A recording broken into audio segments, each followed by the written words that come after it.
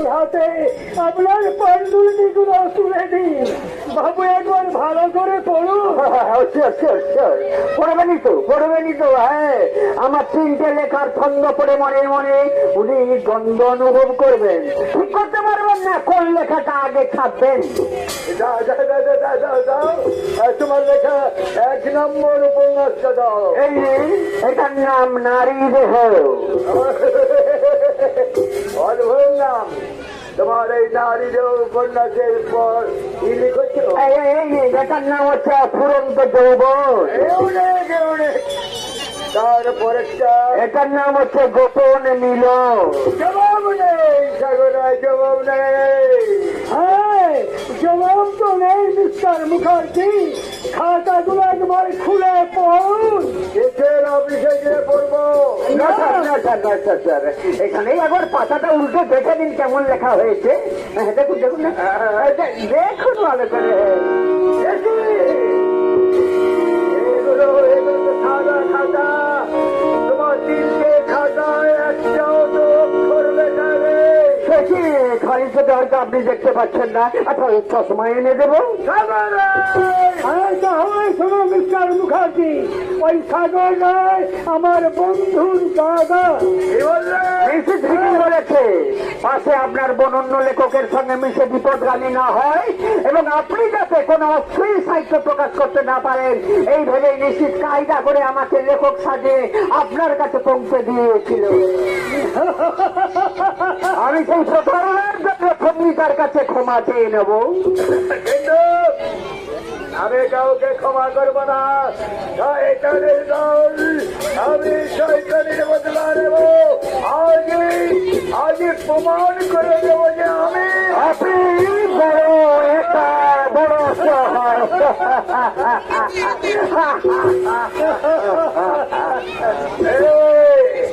একা বড় অসর। আমার অসংখ্য কর্মচারী আছে, বড় বড় ব্যবসায়ী বন্ধু আছে, আর আছে আমার ছোট ভাই যাকে তৈরি করে মনে আমার হাতের পুতুল।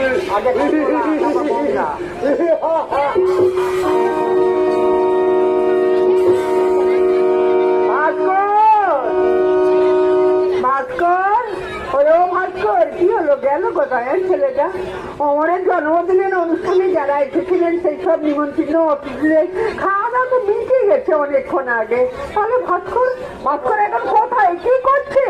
আপনার ছেলে তো বাড়িতে নেই মা। বাড়িতে নেই, কোথায় গেছে? একাডেমি পুরস্কার পাওয়ার উপন্যাসটা যে প্রকাশক খেটেছে, সেই ভদ্রলোকের বাড়িতে পৌঁছে দিতে ভাস্করের আমার কর্তব্য জ্ঞানের শেষ নেই। জুতো সেলাই থেকে চণ্ডীপাঠ পর্যন্ত সবই ওকে করতে হয়। ও সবই আপনার ছেলে করেছে, আমি বুঝি কিছু করিনি। হ্যাঁ হ্যাঁ ঠিক আছে ঠিক আছে। তো বড় হয় করুক ঘেটে মরুক, তাদের কপালে যে বদলাম সেই বদলাম। এই মেয়ে, তুই যে দুপুরে শাশুড়ির সঙ্গে ঝগড়া করছিস তোমার সঙ্গে কথাই বলবো না। কথা বলবি না? না মানা বৌমা দেখো, আমি ছাড়া পর্যন্ত দেবো না দেবো না দেবো না, তবে করেও দেবো না। তুমি যা খেতে দাও তা আমি তৈরি করে দেবো না, বলবো না। তোমার সঙ্গে মুখোমুখি হলে আমি মুখ ফিরিয়ে নেব। তাহলে শোন রে, তাহলে শোন, আমি তখন কি করবো জানিস? করে থেকে বুকে চেপে ধরে আদর করে বলবো, আমি তোর মতো একটা বুলবুলি পাখি কখনো কি কথা না বলে থাকতে পারে? তুই যে আমার লক্ষ্যে নেই মা। ভাস্করের কি ক্ষমতা ছিল যদি তুই তার পাশে দাঁড়িয়ে সব কাজে সাহায্য না করতিস? সে শুধু বাইরে বাইরে ভেতরে ভেতরে এত তো দাও, তোমার দাদাকে বলে দেখাচ্ছি মজা।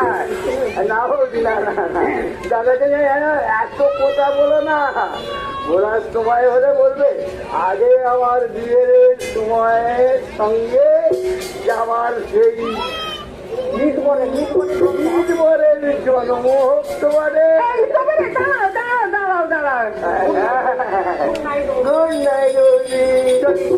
যাচ্ছি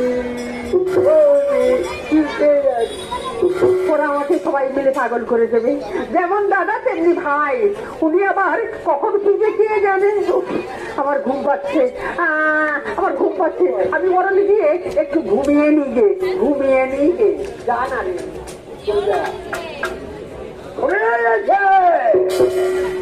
ভাস্করের বাড়ি সবাই ঘুমিয়ে গেছে। ঘুমের ভিতরে চলে গেছে। আমি দেখেছি ভাস্করের জীবন দেখেছে। আর যদি মেয়েটাকে চড়িয়ে দিতে মেয়েটাকে শেষ করে দেওয়ার আগে দেওয়ার জন্য ওকে নিয়ে যাবো ভগবান মরে যায়। গঙ্গাকে খুঁজে না পেয়ে রেখার কলম চিরকালের জন্য বন্ধ হয়ে যাবে। কথা বলছে কি এত রাত্রে? আপনি এখানে এসেছেন কেন? আর আপনি চলে যান, যাবই গো সুন্দরী, যাবো। তবে একা নয়, একা আমি যাবো না। সঙ্গে তোমার সাথে ভাস্কর যেমন আমার মার সম্মান ধুলো হিসেবে আমার ব্যবসা চরম সরকার করেছে। আপনি তোমাদের জীবন থেকে চুরি করে নিয়ে যাবো। হাতে ভাস্কর পাগল হয়ে গেল।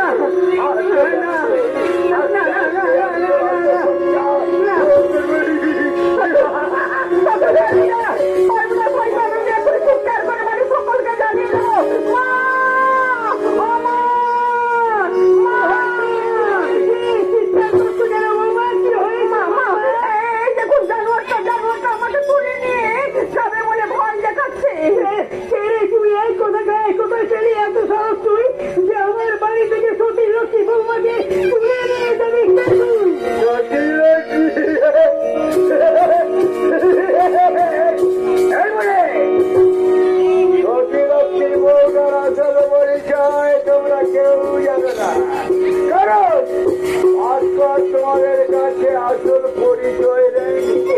কি বললি ভাস্করের আসল পরিচয় দেয়নি? বোমা এসব কি শুনছি? আমার তো নিঃশ্বাস বন্ধ হয়ে আসছে।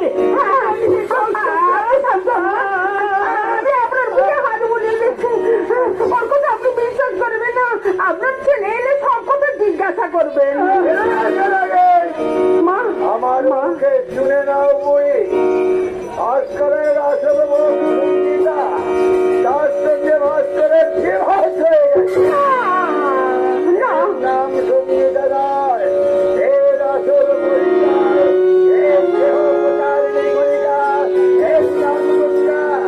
ওর সঙ্গে অভিনয় করছে, ও তোমার সঙ্গে অভিনয় করছে।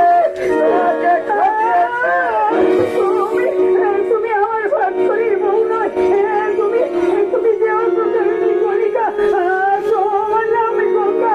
তুমি আর ভাস্কর মিথ্যে কথা বলে আমার কাছে অভিনয় করছো।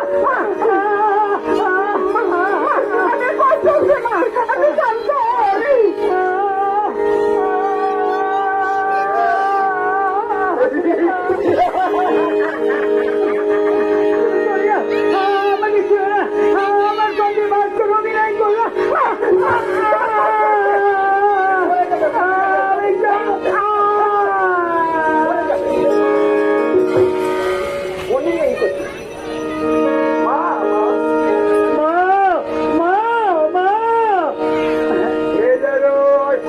যদি ধরা পড়ে যায়, ভাস্করের বউটাকে নিয়ে যেতে পারলাম না, আমি পালাবার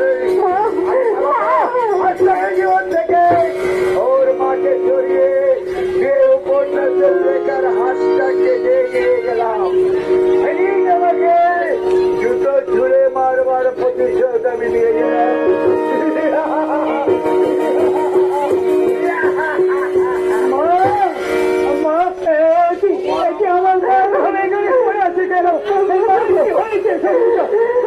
তুমি চুপ করে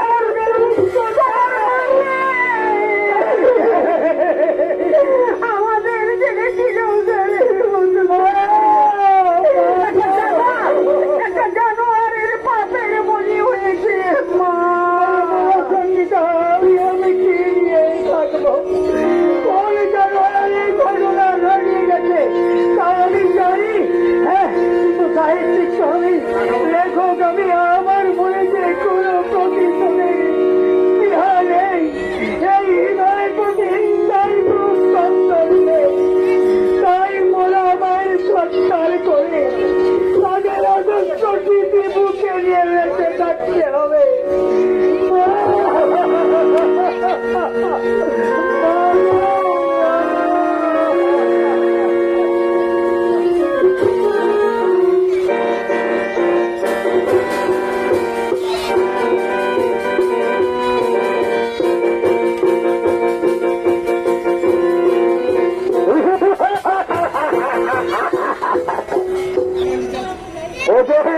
অন্ধের মুখার্জিকে তার শান্তি দিতে পারে না রে জানোয়ারের দল।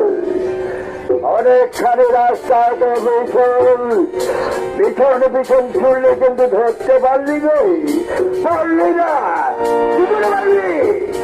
আমি তো ছবির আড়ালে লুকিয়েছিলাম। আমাকে এখান থেকে গিয়ে ভাস করে নিজের আমি আত্মগোপন করে কিছুদিন লুকিয়ে থাকবো, কারণ আমার ধারণা ভাস্কর শহর ছেড়ে খুব তাড়াতাড়ি গ্রামে ফিরে আসবে। ভাস্করের মৃত্যুর পর সেখানে আমার প্রতিহিংসার গেল, প্রতিহিংসার গেল।